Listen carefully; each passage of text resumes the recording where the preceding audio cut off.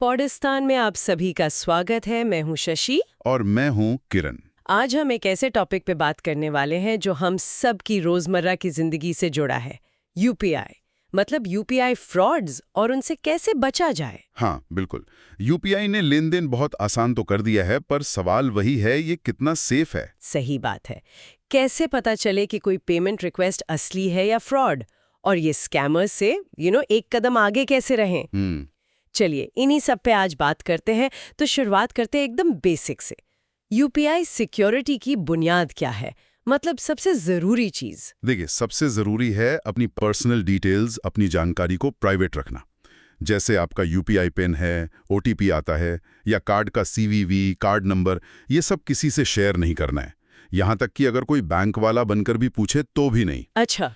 और एक बहुत जरूरी बात जो अक्सर लोग भूल जाते हैं, पैसे लेने के लिए मतलब रिसीव करने के लिए कभी यूपीआई पिन नहीं डालना होता। हाँ, ये बहुत सुना है। पिन सिर्फ तब चाहिए जब आप पैसे भेज रहे हों।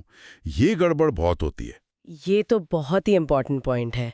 अच्छा, और जब कोई पेमेंट रिक्वेस्ट आती है, वो कलेक्ट रिक्वेस्ट जिसे कहते हैं, या क्यूआर कोड स्कैन करते हैं, तब क्या ध्यान रखना चाहिए। हाँ, कलेक्ट रिक्वेस्ट में तो खास तौर पे अगर कोई रिक्वेस्ट आई है तो उसको अप्रूव करने से पहले एक बार भेजने वाले को कॉल कर लें या मैसेज करके पक्का कर लें कि भाई किस लिए पैसे मांग रहे हो और अमाउंट कितना है, सही है या नहीं। वेरीफाई करना मतलब वेरीफाई है। करना। और क्यूआर कोड स्कैन करते समय भी स्क्रीन पर ध्यान से देखें कि जो नाम आ रहा है या वो वीपीआई आईडी जो दिख रही है वो उसी दुकान या बंदे की है जिससे आप पेमेंट कर रहे हैं। कई बार स्कैमर्स मिलते जुलते नाम इस्तेमाल कर लेते हैं और वो जल्दबाजी वाले मैसेज या जो घबराहट पैदा करें उन पर ध्यान नहीं देना है। हाँ, वो अर्जेंसी क्रिएट करते हैं। एग्जैक्टली, उसी का फायदा उठाते हैं। अच्छा, फोन और एप्स को सिक्योर रखने के लिए भी तो कुछ करना होता होगा। जी हाँ, बिल्कुल।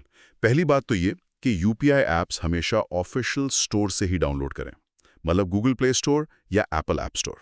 ठीक है। और अपनी ऐप के अंदर भी सिक्योरिटी लगाएं, जैसे फिंगरप्रिंट लॉक या ऐप लॉक का ऑप्शन होता है ना, हाँ हाँ। वो इनेबल करें। ओके। और अपना फोन का सॉफ्टवेयर, ऑपरेटिंग सिस्टम और सारी ऐप्स उन्हें अपडेटेड रखें। अपडेट जरूरी है। बहुत जरूरी। और एसएमएस अलर्ट, ट्रांजैक्शन अलर्ट, वो सब चालू रखें ताकि कोई भी गड़बड़ हो तो तुरंत पता चले। हाँ। कुछ और चीजें भी कर सकते हैं सेफ्टी के लिए, जैसे अपनी यूपीआई ऐप में ना डेली लिमिट या पर ट्रांजैक्शन लिमिट कम कर दें। ओह अच्छा। जैसे मान लीजिए आपकी रोज की जरूरत कम है तो लिमिट घटाकर 5,000 रुपए कर दी। हाँ तो अगर कभी फ्रॉड हो भी गया तो नुकसान कम होगा। हाँ, ये तो स्मार्ट आइडिया है। और कुछ लोग तो ये भी करते हैं कि यूपीआई के लिए एक अलग बैंक अकाउंट रखते हैं जिसमें कम पैसे हों, ताकि मेन सेविंग सेफ रहे। हाँ, बिल्कुल। अच्छा, अब कुछ कॉमन स्कैम तरीकों पर आते हैं, जैसे वो फिशिंग लिंक्स या फेक कस्टमर केयर कॉल्स। इनका जिक्र भी जरूरी है। हाँ, ये तो बहुत चलते हैं आजकल। एसएमएस या व्हाट्सएप पर कोई अनजान लिंक आए, खासकर जो कहे कि केवाईसी अपडेट करो या कोई रिफंड आया है, लॉटरी लगी है। हाँ हाँ, आते हैं ऐसे मैसेज। उन पर कभी क्लिक नहीं करना। अगर कुछ चेक करना है तो ऐप को सीधा खोल कर करें। ठीक है। और अगर कोई फोन करके खुद को कस्टमर केयर वाला बताए और आपसे पिन, ओटीपी या कोई ऐप इंस्टॉल करने को कहे, जैसे वो एनीडेस्क या टीम व्यूअर। हाँ वही, तो फौरन फोन काट दें। बैंक वाले कभी ऐसी जानकारी नहीं मांगते, ना ही ऐप इंस्टॉल करवाते हैं। और वो सिम स्वैप फ्रॉड के बारे में भी सुना है, अचानक सिग्नल चला जाता है। हाँ, ये भी एक खतरा है। अगर अचानक फोन का सिग्नल चला जाए, नो सर्विस दिखाने लगे, तो हो सकता है किसी ने आपकी सिम ब्लॉक करवा के डुप्लीकेट सिम ले ली हो। ऐसा लगे तो तुरंत अपने मोबाइल ऑपरेटर से कांटेक्ट करना चाहिए। बाप रे, कितने तरीके हैं। जी। अच्छा, मान लीजिए भगवान ना करे पर अगर किसी के साथ फ्रॉड हो ही जाए, तो फौरन क्या करना चाहिए। टाइम बहुत कीमती होता होगा। बहुत ज्यादा। सबसे पहले मतलब जैसे ही पता चले, अगले कुछ मिनटों में ही अपनी यूपीआई ऐप खोलकर यूपीआई आईडी को ब्लॉक या डिसेबल करें। ओके, और जो फ्रॉड वाला ट्रांजैक्शन है उसका स्क्रीनशॉट जरूर ले लें। ओके, पहला स्टेप आईडी ब्लॉक और स्क्रीनशॉट। फिर अगले आधे घंटे के अंदर अपने बैंक की फ्रॉड हॉटलाइन पर कॉल करें। ये नंबर पहले से फोन में सेव रखना चाहिए।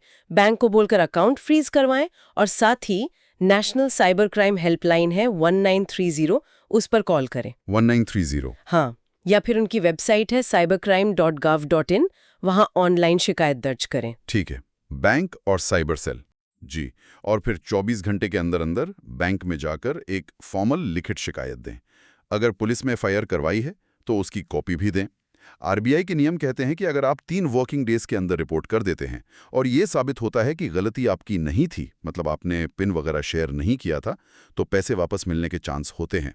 ये जानना बहुत जरूरी है कि टाइम पर रिपोर्ट करने से पैसे वापस मिल सकते हैं। बिल्कुल। तो कुल मिलाकर जो बात समझ में आ रही है वो ये कि सावधान रहना बहुत जरूरी है।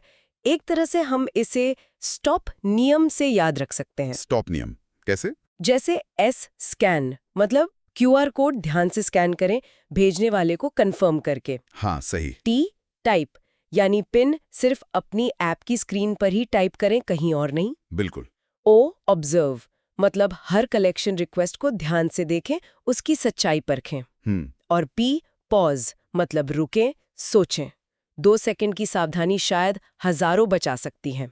ये अच्छा तरीका है याद रखने का। STOP, scan, type, observe, pause. आखिर में जागरूकता ही सबसे बड़ा बचाव है। और ये जानकारी सिर्फ खुद तक ना रखें, अपने परिवार में, दोस्तों में, खासकर घर के बुजुर्गों और टीनेजर्स को जरूर बताएं। वो कई बार आसानी से टारगेट बन जाते हैं। बिल्कुल सही कहा। जागरूकता फैलाना भी हमारी जिम्मेदारी है। चलिए, तो आज की बातचीत यहीं खत्म करते हैं।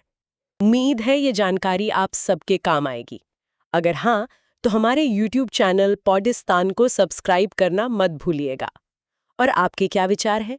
या आप आगे किन टॉपिक्स पर हमें सुनना चाहेंगे, नीचे कमेंट्स में जरूर बताइएगा। धन्यवाद। धन्यवाद।